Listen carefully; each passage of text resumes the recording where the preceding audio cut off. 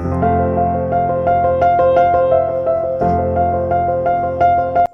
guys! Good morning! Magandang morning sa inyo guys. Ngayong araw na to ay meron tayong panibagong video na pag-uusapan na magbibigay inspirasyon at edukasyon sa inyong lahat.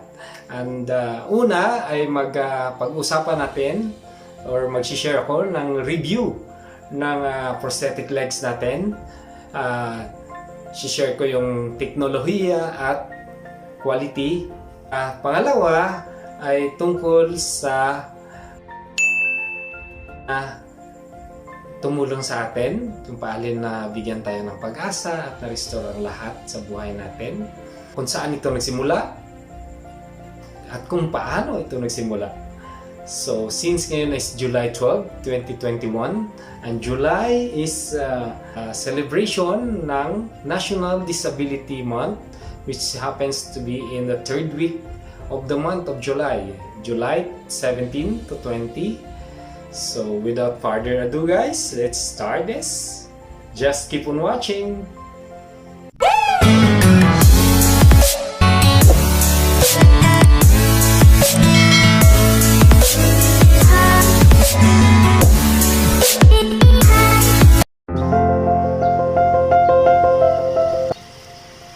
Okay guys, ayan po. Binuksan natin silang tatlo kasi may iba na ako nararamdaman guys sa paglalakad ko. So i-review natin silang lahat. Bibigyan ko lang kayo ng idea tungkol dito sa mga prosthetic legs ko. Ito po ay ano na to magsi 6 years na to. Magsi 6 years na to. Yes, tama. So this was in last 2015.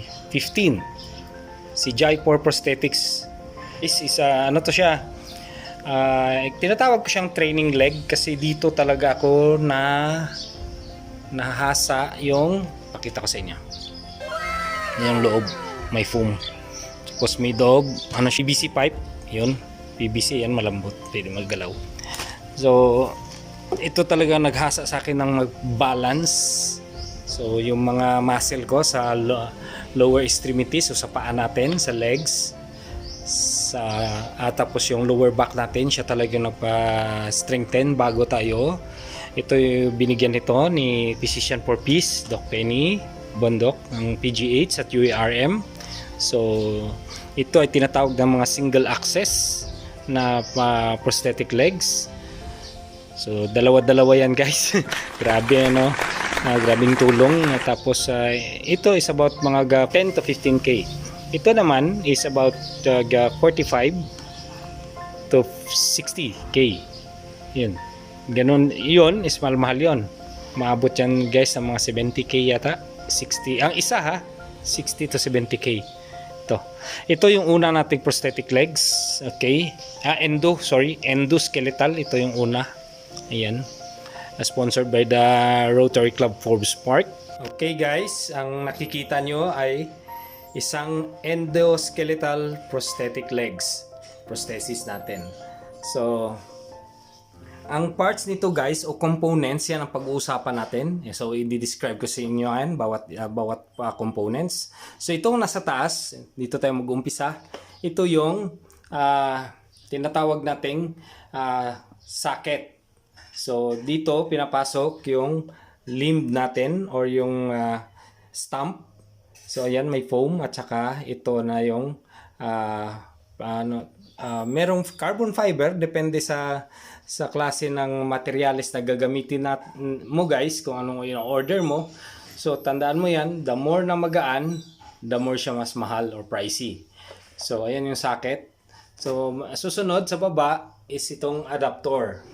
So yan, adapter. Tapos yung next is yung accent tube. Itong accent tube guys, marami rin itong types ng materials na gagamitin mo. Kung stainless, mabigat yon. Kung itong dilaw is titanium to, so mas magaan-gaan, mas mahal-mahal. At saka yung isa mas mahal talaga yung carbon fiber na materials. Pricey yun guys. So susunod, itong sa baba, is ito yung foot. So itong foot natin, ang tawag naman dito guys, pagkatapos ng tube is itong si adapter dito sa foot is pag binili mo yung foot guys, usually kasama na yan. So depende din sa foot na bibilhin mo o nagagamitin mo. Itong klaseng foot is single access, carbon fiber siya guys. Kung makikita mo yan, carbon fiber. So napakaganda niya suotin guys, no? Kasi napakagaan, tapos parang ang ganda ng pagka-align. So may alignment pa yan na tinatawag natin. Ina-adjust sa'yo. Depende sa gumagamit. So itong sa socket naman guys, balik tayo dito sa taas. Marami itong types na socket. Depende sa kailangan mo o gusto mo. So ito is meron ditong may lock. May pin lock dito. So pag gusto mong kunin mo yung paa mo, hilahin mo siya. Pag ibalik mo yung paa mo, kusa naman yung pagdating doon sa baba, maglalak yun doon. Marami na talaga ngayon guys na mga different types of components ng prosthetic legs na ginagamit. Meron ng bionic, it's because of the innovate ng mga technology natin. So mayroong bionic leg, charge yun, may mga sariling sensor na siya, pwede ka nang tumakbo.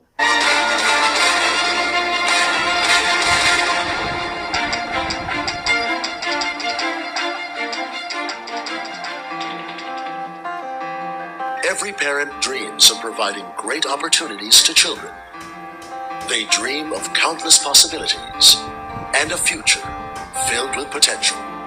This is the story of a child that had a simple wish, that he, like those around him, would one day have the ability to walk. Arnel was born with congenital deformities of the legs and arms. Refusing to be limited by his disability, he continually takes a 4-hour journey to and from school. Unable to indulge in activities, he experiences life only as an observer. Responding to the wake of catastrophe, Typhoon Frank left in provinces of Aklan and Iloilo. Rotary Club Forbes Park initiated a joint relief program. It was through this opportunity that Rotary Club Forbes Park President Ed Escano saw the possibility of being the catalyst for making Arnel's dreams come true. The case of Arnel actually started and is actually a byproduct of our disaster relief assistance to the province of Aklan when it was hit hard by Typhoon Frank. The family of Arnel was displaced, and it was through the Rotary Club of Calibo that we were made to be aware of his condition, being a child born without legs. And once I received an email from my counterpart in the Rotary Club of Calibo, I was deeply moved by his condition. But at the same time, when I read that he was very mobile in the sense that his condition did not hamper his going to school and his desire to continue studying, it prompted me to find ways and means to be able to assist this boy. And I made it as a mission of the Rotary Club of Forbes Park to be able to assist this boy, to give him a new lease in life by giving him new legs. Well, the decision to help Arnel, I believe, was brought about by the fact that he was very determined. He was a very determined young boy. Of course, we know that the youth is our hope for the future. And we thought that Arnel, with his determination, would be a very good person to help. By helping him, we would be able to help more people because it would show them how far a person's determination can go, and also the fact that he was only asking for crutches in the beginning. So when I heard that, I said, this boy needed more, but he was merely asking for something as simple as crutches. And from there, I tried to assure him that we would do everything to get him his prosthetic legs. At first, you will notice that he wasn't really very excited. It was a sense of, I could sense that there was some uncertainty on his part whether his dream of having legs would really come true.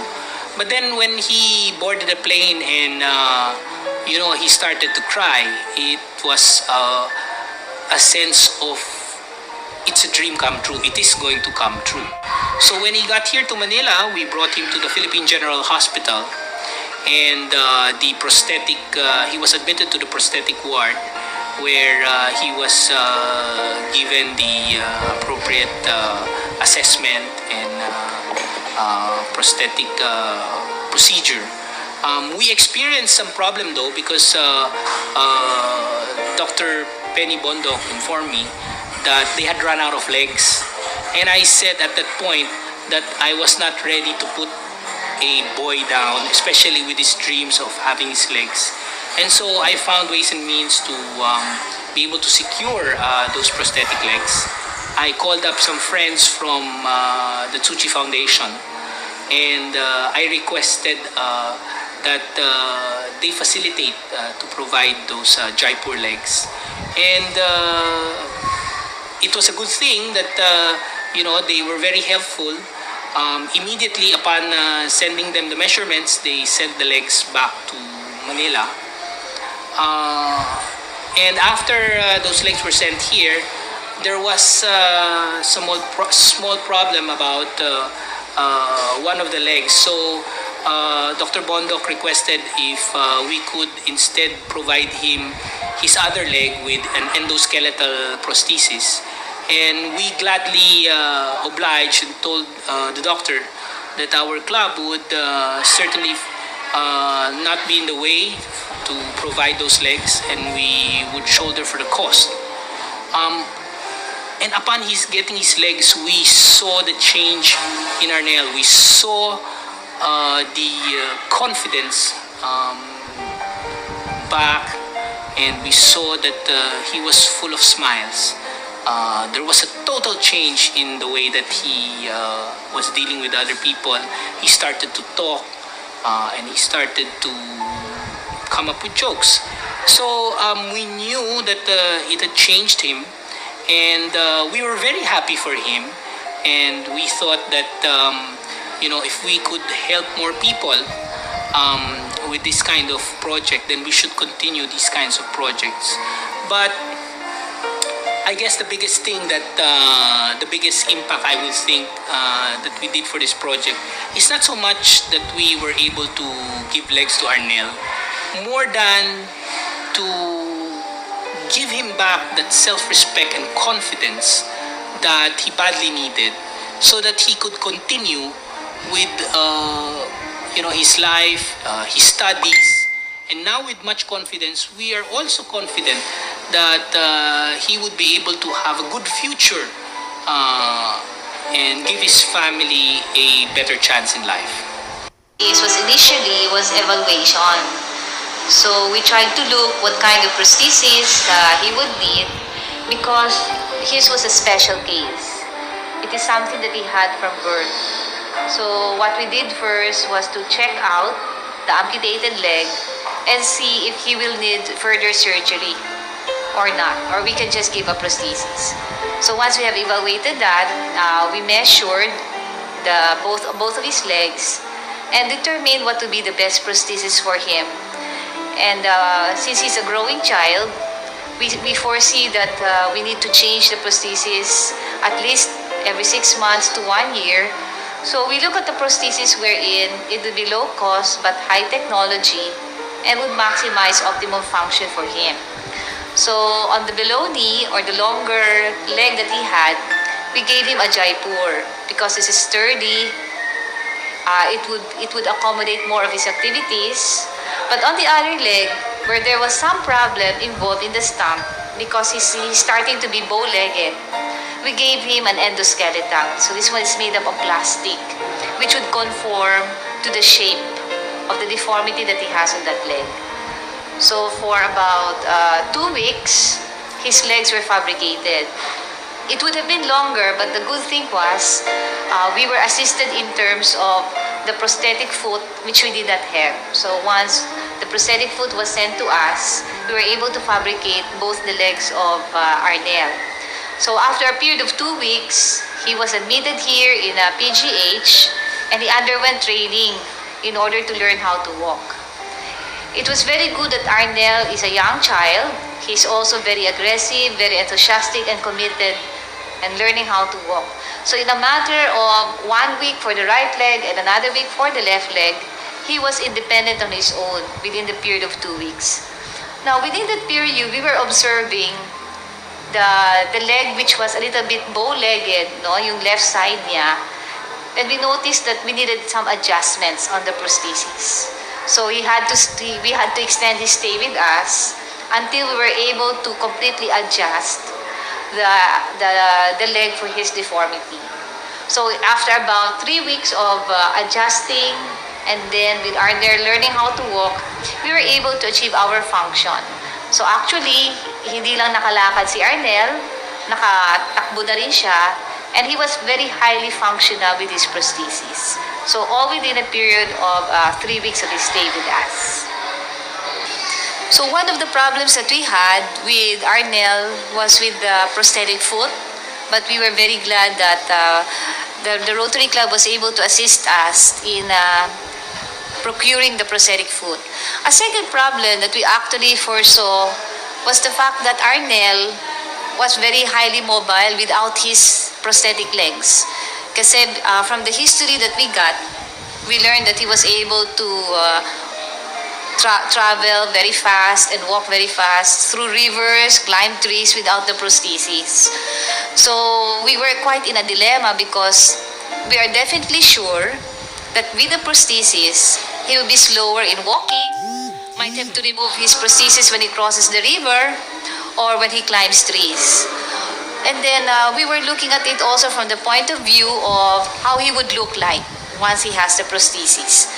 So it is very good that in the rehabilitation ward or the team, we have a psychologist. So we ask our psychologist to talk with Arnel to discuss the possible differences in terms of his level of mobility without the prosthesis and with the prosthesis.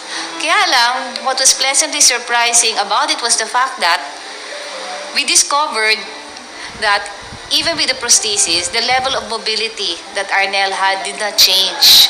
So this is one problem that we always anticipate with our bilateral amputees. Baka magka-problema because with the prosthesis there will be less mobile. But it was really very surprising with Arnel because with or without the prosthesis, his level of mobility has not changed. So he's able to do the things that he used to do without the prosthesis, and now with the prosthesis, he's more complete and still able to be highly functional and mobile. Because of this project, our club came to realize the immense possibility of helping a lot more people.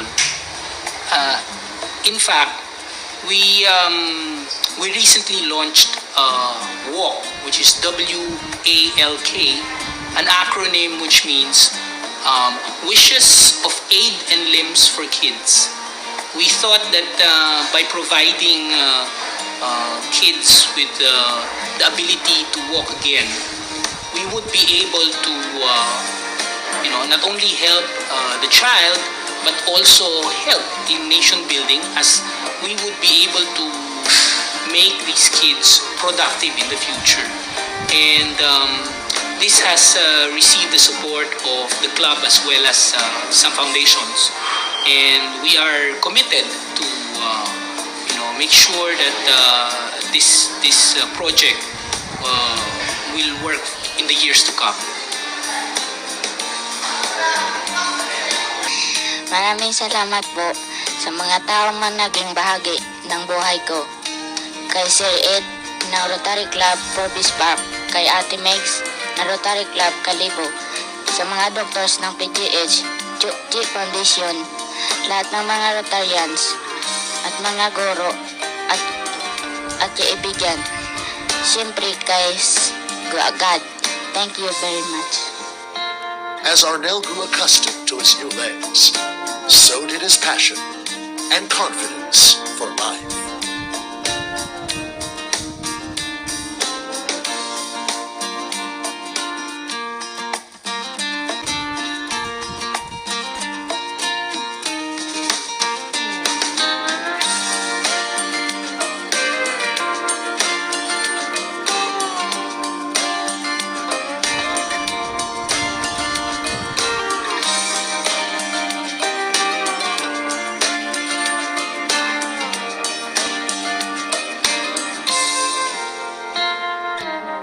Okay guys, magbibigay lang ako ng thoughts about this video. You know, the first time I saw this video, it's very captivating siya eh. So, pinalakas niya yung loob ko at na-move ako ng documentary na to. So, mula noon, nakita ko na yung yung opportunities, no, na yung goal ko is ma-restore yung life ko. So, nakita ko yung picture dito kay Arnel. So, kaya nagsumikap, nag-training, talagang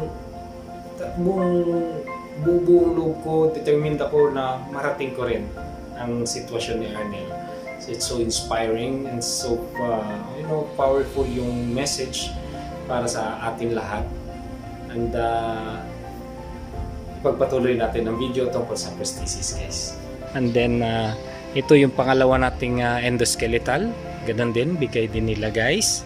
So, sobra tayong nagpapasalamat. Ito, kasi iba na yung guys iba yung nararamdaman ko sa paglalakad ko. So, binuksan ko siya. Bakit iba na hindi ko na mabalance Hindi na natin mabalance yung sarili natin. So, talagang, ang gagawin natin dyan guys, is ito yung solusyon yan. Siyempre, hindi tayo give up guys. Meron tayong interior na ginupit, haba yan, at tatalian natin yun.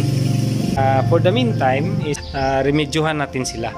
Okay guys, papakita ko sa inyo yung damage. Grabe to. So okay naman siya dito sa loob. I-ano natin yan, babalutin lang natin ng ito, tatalian natin siya. Mahaba naman. So isa na natin. Temporary lang guys, kasi papalitan ko rin ito. Magpapadala daw sila ng components para po tayo makagalaw kung wala itong mga to. So thank you po sa walang sawang pagsuporta sa atin. So tuloy lang talaga tayo. Tuloy lang ang laban.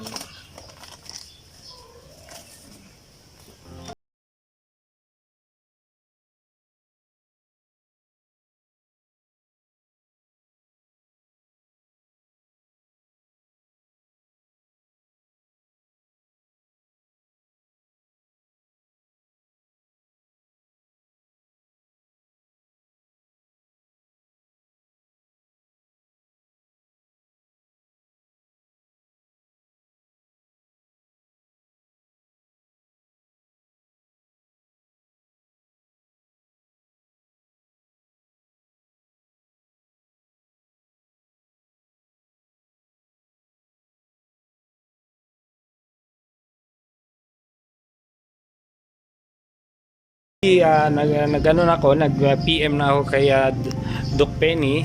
So magpapadala daw sila ng components. Ito yon, yung foot niya, para ako na po ang magpapalit yan. Kasi talagang syempre alam niyo naman po na darating ang panahon na to sa kakagrabe nating pagsisikap, sakripisyo ng mga nangarap tayo ulit. Kasi yun nga, dahil sa meron sa support nila, sa tulong nila, lahat po ng mga sponsors ko po, Marami pong salamat. Hindi ko po alam kung sino-sino kayo, pero God bless you all. Sana po ma-bless talaga kayo ni Lord sa sobrang yung ginagawang ito, at ganun pa rin ay nagsiserve pa rin tayo sa Rotary sa mga life-changing projects nila.